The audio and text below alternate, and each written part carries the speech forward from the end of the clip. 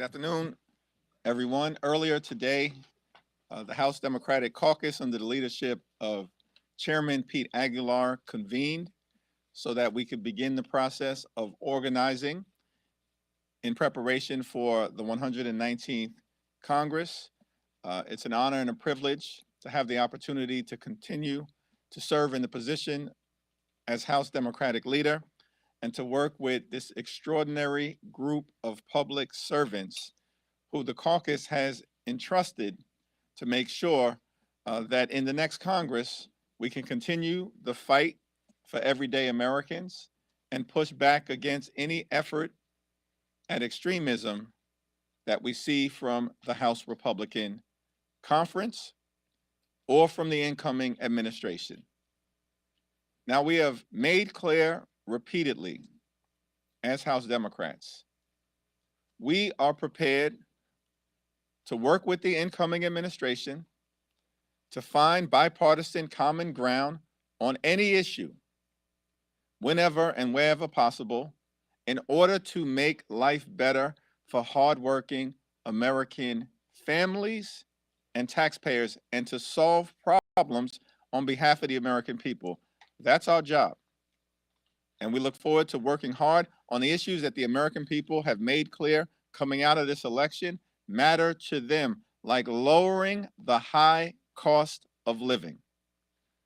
We are prepared to work hard to find bipartisan common ground with our Republican colleagues and the incoming administration on any issue, whenever and wherever possible. But at the same period of time, we will push back against far-right extremism whenever necessary. We will protect the things that the American people have made clear matter to them. Protect Social Security, protect Medicare, protect the Affordable Care Act, protect the progress that has been made in the context of the climate crisis, protect our veterans, and protect a woman's freedom to make her own reproductive health care decisions. We look forward to the 119th Congress. There's a lot of work ahead to be done. As House Democrats, we will continue to do everything we can, each and every day, each and every week, each and every month, to make life more affordable for the American people, to address the fact decisively that far too many Americans are struggling to live paycheck to paycheck, struggling to get by, and struggling to get ahead. And we're hopeful that the incoming administration is prepared to join us in that effort to truly make the American dream available and accessible to everyone. It's now my honor to yield to my good friend, my classmate, my colleague, and amazing leader in the House Democratic Caucus, Democratic Whip, Catherine Clark. Thank you so much, Mr. Leader. I am profoundly grateful for the trust and confidence of my colleagues, and especially grateful to get to work with this leadership team led by Hakeem Jeffries, who continues to pull our caucus together and to lead with the American people at the center of everything he does. We are so grateful to you, Mr. Leader, for all your partnership and the values and inspiration that you bring to our caucus. House Democrats, we stand united in a single mission, building an America where every single person has a fair shot, no matter what district we represent, blue, purple, red. We see that the cost of living is pushing the American dream out of reach for so many. Families that I heard from traveling across the country talked about the high cost of rent is not only difficult to meet, but puts home ownership out of reach. Parents who are going into debt simply trying to pay for childcare. Seniors who are watching their hard-earned retirements slip out of their hands. It shouldn't be so darn hard to get by in our country. House Democrats stand ready to enact solutions to meet these challenges. We will continue, as the leader set forth, to look for opportunities to work across the aisle. We will work with anyone of any party who is serious about creating an economy that works for working people. But if the idea is that they are going to cut Medicare and Social Security, our education system and public schools, that they are going to take food programs away from hungry children in order to give corporations an even bigger tax break, they're going to have a fight on their hands from House Democrats. It's simple and it's true. We stand with working families. We believe in building an economy that brings everyone along, not in rigging it for a few, and certainly not by scapegoating a few. We stand for what Barbara Jordan called an America as good as its promise. That's our promise to the American people, and I am so grateful to be ready to work and be led by our chairman of the Democratic Caucus, Pete Aguilar. I want to thank Whip Clark and Leader Jeffries, Vice Chair Lou, Assistant Democratic Leader Nagoose, DPCC Chair Debbie Dingle, and the DPCC co-chairs Lori Trahan, Maxwell Frost, the newest member, and Lauren Underwood, and Caucus Leadership Representative Robert Garcia as well. We are clear-eyed about the challenges that lie ahead in the 119th Congress, but we are ready to fight for everyday Americans. Our focus remains tackling the affordability crisis in housing, childcare, and the grocery store. Our caucus has already led the People's House despite being in the minority, and we will do it again. We were able to govern so effectively because of our unity, and it will be that same unity that helps us prioritize the needs of working people in the face of Republican overreach. We're going to stand up to any effort that would cut Social Security, Medicare, throw people off their health insurance. And we will never stop fighting to restore women's reproductive freedom. Reasonable Republicans who want to get things done and will have to tune out the extremists in their own conference will need to work with us in order to make the House function. This is a role that we played before, and it's a role that we are willing to work at.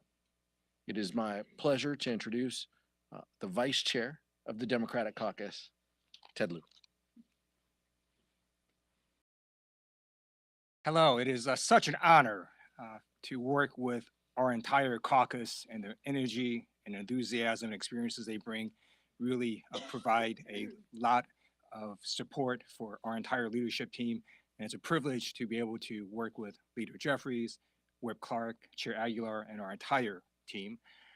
We're doing listening sessions, and we're going to listen to our caucus members. We're going to listen to our constituents. We're going to listen to the American people, and then we're going to chart a path forward. And while we're doing that, I have two observations. The first is there are no permanent political victories. In a country as large and diverse as America, there is no party that has any mandate for any extended period of time. And I note that in 2004, George Bush had a trifecta. And you may have remembered that back then Republicans ran on an anti-gay marriage platform. 2 years later, Democrats flipped the House. 4 years later, President Obama had a trifecta. More recently, in 2016, Donald Trump came in with a trifecta. 2 years later, Democrats flipped the House. 4 years later, President Biden had a trifecta. So we're going to certainly see what the American people are saying. We're going to respond, and we're going to chart a path forward. We do know one thing the American people are saying is that inflation is top of mind for many Americans. And we urge that the incoming administration not do things to make inflation worse. Tariffs are going to make inflation worse. The people that pay for tariffs are the American consumer. That is how it works. So if you increase tariffs on any product, that product will go up in price. So not only are Democrats going to listen to the American people, we urge our colleagues across the aisle to also listen to what the American people are saying. And now it's my great honor to recognize and bring up Assistant Leader Joe Neguse. Joe and I served on the DPCC under Joe's leadership and other DPCC members. We helped stem the red wave during the midterms. Joe has done an amazing job as assistant leader doing a host of new programs for our caucus. He's crisscrossed the country helping our caucus members. It's my honor to now bring up Assistant Leader Joe Neguse. Well, good morning. Thank you all for being here, and thank you to our Vice Chair for that kind introduction. It's a privilege to be able to serve on this House Democratic leadership team with such a talented and focused and determined group of leaders. Of course, our Vice Chair, Chairman Aguilar, Whip Clark, and Leader Jeffries. Focused, as we always have been, on addressing the priorities of the American people, lowering costs, growing the middle class, building safer communities, undergirded by our shared values and fighting for the priorities that matter to the people that we represent. Those of you who followed the 118th Congress closely know that it was a particularly dysfunctional one. And if past is prologue, I think the American people can expect perhaps more of the same. But they can also count on House Democrats to do what we've done over the course of this Congress, led by our incredible Democratic leader, Leader Jeffries, to stand in the breach, to deliver results for the American people, as he often says, standing against extremism whenever possible, extending the hand of partnership wherever possible, defending our fundamental freedoms each and every day of the week. That is our charge, that is our cause, and as Chairman Aguilar said, we remain clear-eyed about the work that is required of House Democrats in the coming months and in the 119th Congress. Of course, a big part and component of that work will be sharing and uplifting the stories of House Democrats who each come from different walks of life in every corner of our country with the American people. And there is no one positioned to do that better than the chairwoman of the Democratic Policy and Communications Committee, Debbie Dingell, of course, with the help of the three co-chairs. And so with that, introduce Chairwoman Debbie Dingell. Thank you, Joe. And I want to tell everyone how great it is to be here and how proud I am to serve with Leader Hakeem Jeffries, Catherine Clark, Pete Aguilar, Ted Lieu, Joe Neguse, and my co-chairs. Lauren Underwood is the most seasoned of the co-chairs. Lori Trahan was elected earlier this year. And the latest, we can't wait, is Maxwell, who is the first Gen Z. And we've got we have a DPCC team that is here ready to support this team of people that you see behind us. Hakeem is our leader with the support of all of us. And we know we've got a lot of work to do. The job of the DPCC is to ensure that House Democrats are unified in their message and that it reaches every corner, every demographic, every place in this country. And we got to do a better job. You know, some of you have heard me talk about this before. In the aftermath of this month's election, we've got to, this caucus has got to be in a listening mode two ways. Leadership has begun a series of listening sessions with the members. DPCC will have that and institutionalize that as regular, and we got to listen to our constituents. And we as a team are going to make sure that members are going to meet their constituents where they are in those farmers markets, union halls, veteran halls, schools. I could go on because, you know, Saturdays, they're 14 events for me. We've got to ensure that the American people know that House Democrats are listening to them, that we understand their issues, and that we are the ones that are fighting for them, delivering for them, and are protecting them, that they're getting the facts, and we've got to help address the misinformation that's out there. And finally, we've got to make sure that we're reaching people on places we haven't been. So we're going to be reaching out on those podcasts, meeting with the influentials, Lauren's been trying hard to modernize all of us with the digital media. We're going to make sure every member has the tools from young to seasoned. There are no old members in this caucus. And it's really an honor. We've got a great team, and I think I'm turning it back to our leader, Hakeem Jeffries. Well, thank you so much, Chair Dingle, and thank you to all of the extraordinary members of the incoming House Democratic leadership team. Let me also acknowledge Robert Garcia, who was just elected as caucus leadership representative, representing now a majority of the caucus who served or will serve in Congress 5 terms and under. And so I congratulate you, Robert, and we look forward to working together, and certainly to Maxwell, who is the newest, youngest member of the House Democratic Caucus leadership team. People might reasonably ask the question, does he meet the constitutional age requirement? Yes, he does, barely.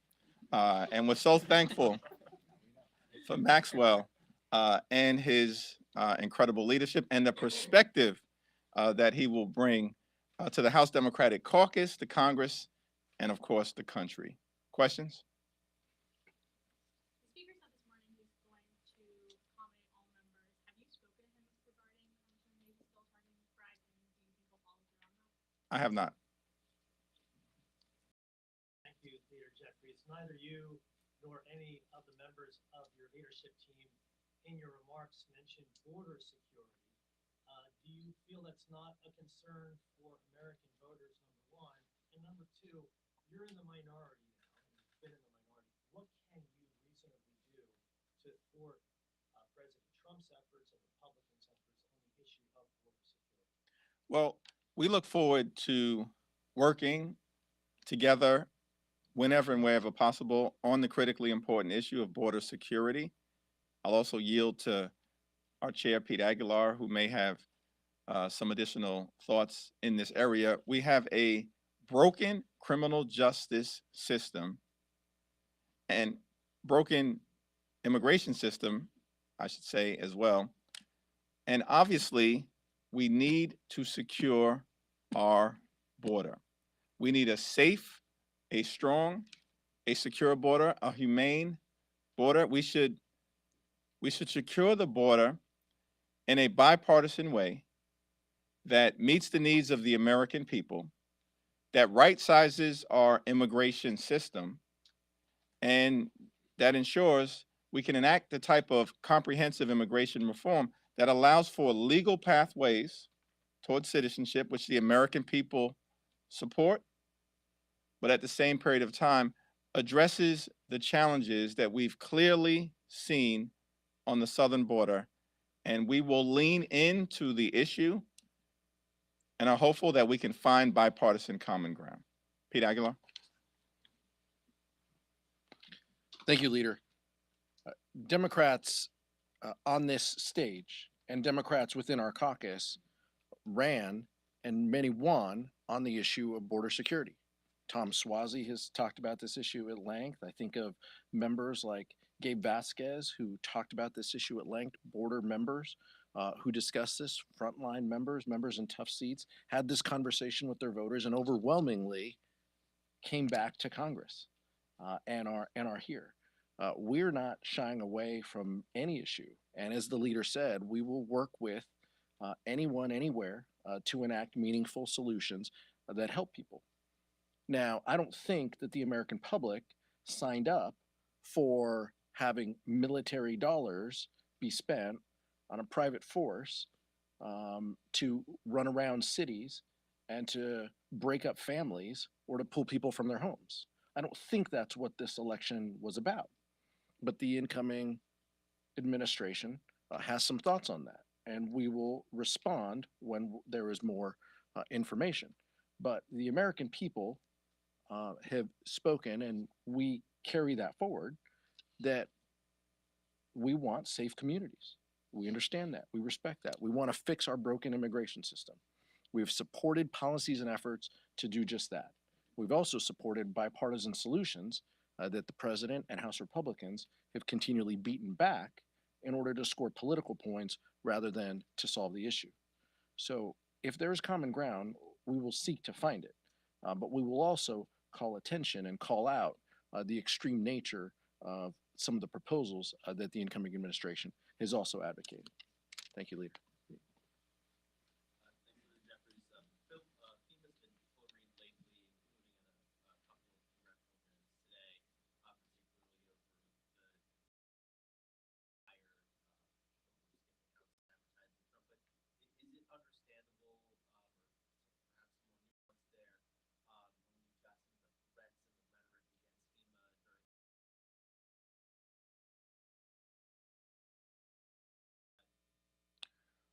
Well, we're going to fully evaluate some of the congressional testimony that has been received, some of the information that is forthcoming.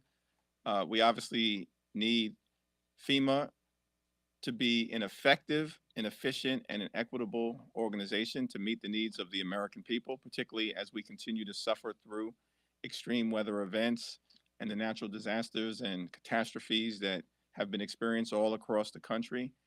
We have a disaster supplemental appropriations bill that also has been sent up that we need to consider and take up so that we can first and foremost meet the needs of the American people who are dealing with the aftermath of these extreme weather events, have had their life turned upside down. We've got to address that issue while ensuring, of course, as we move forward, that we have the best, most effective FEMA possible. The safety of the FEMA workers, of course, has got to be paramount, and it's a substantial consideration for us to make sure that that safety is protected moving forward.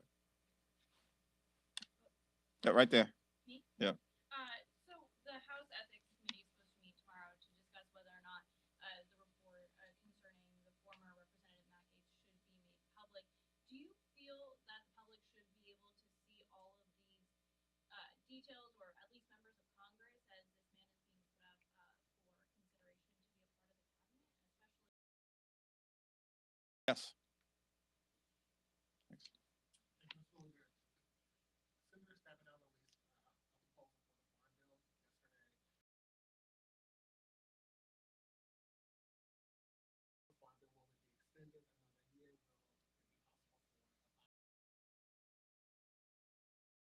Will it be possible for the House Democrats stand on? We certainly will continue to protect nutritional assistance for Americans all across the country. That's in urban America, rural America, exurban America, the heartland of America, and small town America. That will be a priority for us, as has always been the case moving forward. In terms of the so-called lame duck session, there are 3 high priority items that we hope we can get to over the next several weeks. First, of course, we need to make sure that we keep the government open, that we fund the government in a manner that meets the needs of the American people in terms of their health, their safety, and their economic well-being. And we should do so before December 20th in a manner consistent with the Bipartisan Fiscal Responsibility Act that Democrats and Republicans supported last year. Second, we have to pass the National Defense Authorization Act, and we should do so, as has been the case for decades, in a bipartisan manner, free of extreme right-wing policy riders. Third, it's our hope that we can find the common ground necessary in order to reauthorize the Farm Bill in a manner that meets the needs of everyday Americans, of farmers, particularly family-owned farmers, and that meets the needs of the health and food safety of the American people. Thanks. Back. Yep, sure.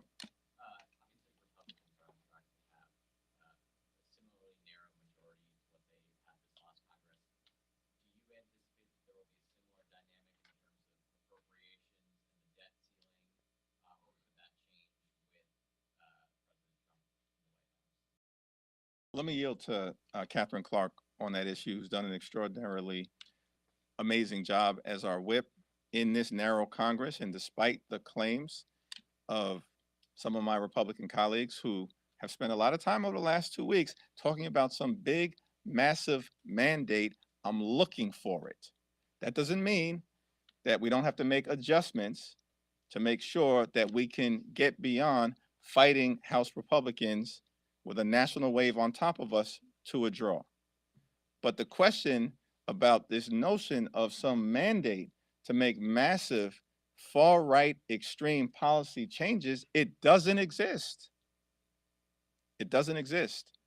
And so in the new Congress, for anything to happen, particularly as it relates to an enlightened spending agreement or ensuring that America does not default on our debt and crash the economy and hurt everyday Americans for the first time in our nation's history, it's clear House Republicans cannot do it on their own. We're not off to a great start on this new governing majority that they have that's going to continue to be very close when the first question of this press conference has nothing to do with how we have security at our borders, how we make sure that every American has a fair shot, how we make sure that we have a budget by the end of the year. As we look out into the debt ceiling, how do we ensure we do not take our economy and the global economy off the cliff? What are they talking about there on day one? Is where one member out of 435 is going, where she is going to use the bathroom? That is their focus. So this is not a great start for how we start to turn the focus to the American people. It is where the House Democratic Caucus lives. This is our purpose. We understand that we are the closest connection to the people. And that is exactly where our work is going to be.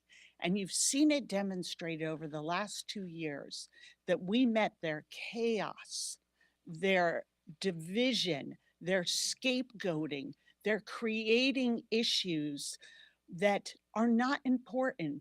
The American people say, mind your own business about where people do their business. But what they do want you to talk about is making an economy that works for them. Affordable housing, childcare that people can access. These are the issues that we will continue to push. This is the governing role that this caucus has taken on because the GOP has remained mired in their own chaos and division. Back here. Going back to the trans-related issues, we can talk about this legislation all day. Should there be accommodations made for trans members of Congress, and if so, what should they be?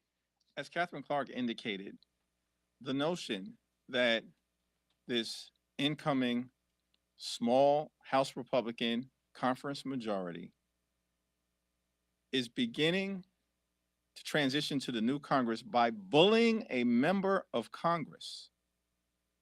This is what we're doing.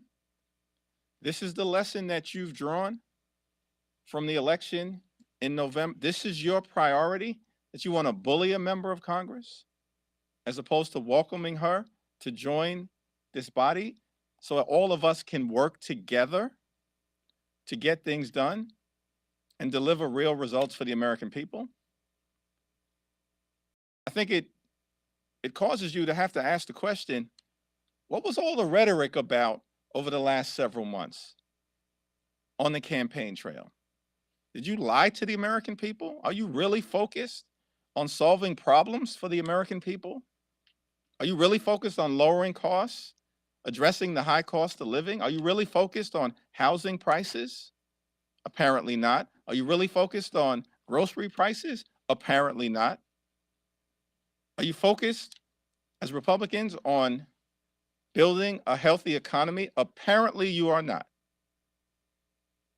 And we will not hesitate to call that out every time they lean into their far-right extremism and ignore the things that the American people want us as members of Congress to focus on together. Last question. Leader, Vivek Ramaswamy and Elon Musk are bound to, quote, delete certain agencies. They're also promising widespread federal layoffs. Is there anything House Democrats can or will do to perhaps protect these workers? Well, let me yield to two of our colleagues, Vice Chair Lou and Assistant Leader Nagus, and then I'll close us out. Thank you. We're going to fight and make sure that everyone's due process rights are respected. I just note that up to November 5th, Democrats were warning about Project 2025, and the incoming president kept saying, oh, no, I have nothing to do with that. Well, you're watching Project 2025 being implemented. And so Democrats were telling the truth. We're going to continue to tell the truth, and we're going to make sure that all employees have their rights respected. I share the sentiments of the vice chair. We are the Article 1 branch of government, a co-equal branch of government. We still have a constitution. I don't know that I can find any constitutional statutory basis for deleting agencies as you've described it. So House Democrats will remain clear-eyed about doing what needs to be done to protect the American people. And of course, that includes the wide variety of services that so many countless Americans rely upon every day. House Democrats are going to protect our institutions, protect our values, protect the norms that have made America the greatest country in the history of the world and the greatest democracy in the history of the world. Thank you.